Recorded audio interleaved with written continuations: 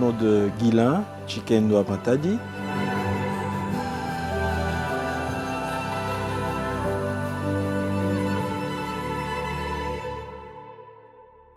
Ma thèse a porté sur la famille congolaise, modernité insécurisée.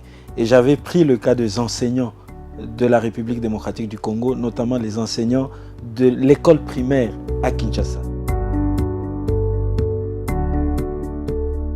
La famille congolaise est-elle la même? N'est-elle pas influencée par les conséquences de la modernité? Et si cela est le cas, que devient-elle finalement? Aujourd'hui, nous parlons de la gratuité, mais pourquoi les parents sont arrivés à contribuer à l'éducation de leurs enfants? C'est au fond pour répondre à des questions réelles qui se posaient. Et ces questions réelles étaient que, avec l'argent que l'État donnait, il était difficile à un enseignant de survivre. Et on crée des dynamismes, on crée des solutions qui ne sont peut-être pas le meilleur, mais qui permettent aux gens de vivre.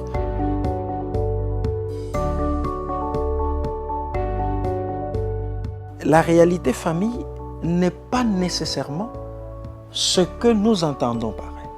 Et qu'il faut une compréhension nouvelle de la famille et que la famille africaine dont nous parlons, elle est peut-être nostalgique, mais que la réalité aujourd'hui a changé.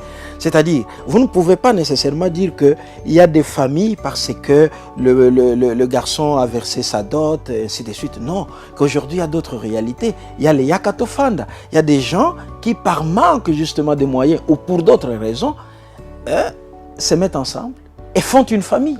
Et comment considérer ces aspects de la famille comme des nouvelles dynamiques qui se créent pour lui apporter de lumière nouvelle qui lui permettent justement de ne pas oublier les qualités fondamentales accordées à la famille, même dans nos traditions. C'est-à-dire qu'à un certain moment, ça nous permet d'être attentifs à la réalité, mais on comprend mieux cette réalité quand l'on comprend ce qui s'est fait dans le passé.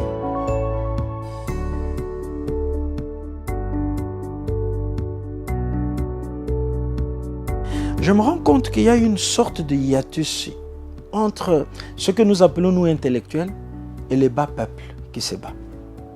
Et comment nous approprier de ces manières de vie à la fois banales, simples, mais qui font que la plupart de nos concitoyens continuent à survivre.